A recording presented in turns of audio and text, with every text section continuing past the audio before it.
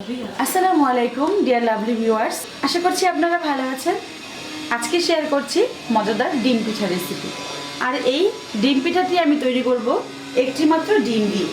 পিঠাটি তৈরি করা কিন্তু খুবই সহজ আর খেতে ভীষণ মজা।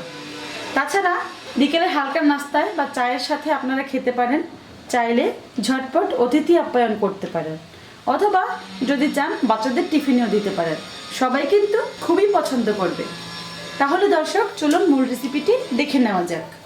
প্রথমে আমি একটা মিক্সিং বোল নিয়েছি আর এতে আমি একটা ডিম ভেঙে নিচ্ছি। ডিমটা আমি রুম টেম্পারেচারে রেখেছিলাম, এখন আমি ডিমটা ভেঙে নিয়ে নিচ্ছি। এবারে আমি দিয়ে দিচ্ছি চিনি দিচ্ছি আমি 1/4 কাপ। এবারে একটা হ্যান্ড উইস্কের সাহায্যে আমি ফেটিয়ে নিচ্ছি। এভাবে ফেটিয়ে আমি চিনিটাকে গলিয়ে নিব। চিনিটা গলে গেছে। এই পর্যায়ে আমি দিয়ে দিচ্ছি সুজি 1/2 কাপ, দিচ্ছি ময়দা 1/2 কাপ। এবারে দিচ্ছি আমি চালের গুঁড়া 1/3 কাপ, গুঁড়া দুধ দিচ্ছি 1/4 কাপ, দিচ্ছি কোরানো নারকেল 1/2 কাপ, দিচ্ছি লবণ আমি স্বাদ মতো দিচ্ছি। এবারে আমি দিয়ে দিচ্ছি ভ্যানিলা। যেহেতু আমি এখানে ডিম ইউজ করেছি তাই আমি ভ্যানিলা দিচ্ছি। আপনারা চাইলে এলাচের গুঁড়া দিতে পারেন, অথবা মৌরি ইউজ করতে পারেন, মৌরির গুঁড়া ইউজ করতে পারেন।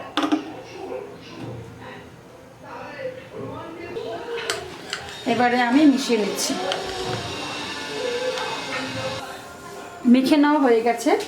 এবারে আমি হাতে একটু তেল লাগিয়ে নিচ্ছি। এবারে আমি অল্প অল্প করে হাতে নিয়ে নিচ্ছি। এবারে আমি গোল গোল করে তারপর সরাসরি তেলে দিয়ে দিচ্ছি। এবারে ভাজার জন্য আমি একটা প্যান চুলায় দিয়েছি আর এতে তেল দিয়েছি। তেলটা যখন গরম হয়ে গেছে তখন আমি এক এক করে দিয়ে দিচ্ছি।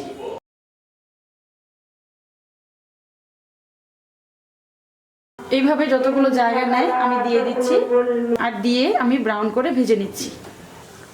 সবগুলো দিয়ে দিয়েছি আর যেগুলো আগে দিয়েছি সেগুলো আগে কালার চলে আসছে, তাই আমি এক এক করে উল্টে দিচ্ছি। দুই পাশ ব্রাউন করে ভেজে আমি তুলে নিব। যেগুলো আগে দিয়েছি সেগুলো কালার চলে এসেছে আর ভাজা হয়ে গেছে। পিঠাগুলো ভেতর থেকে হয়েছে কিনা আমি একটা টুথপিক দিয়ে দেখে নিচ্ছি। দেখুন টুথপিকটা একেবারে ক্লিন এসেছে, অর্থাৎ ভেতরে কিন্তু কোনো কাঁচা নেই। বাচ্চারা যখন বাইরের খাবার খেতে বায়না ধরে তখন এই পিঠাগুলো দিতে পারেন। একেবারে দোকানের কেকের মতোই হয়েছে। আমি তুলে নিচ্ছি আর তুলে আমি একটা কিচেন টিস্যুতে রেখে দিচ্ছি।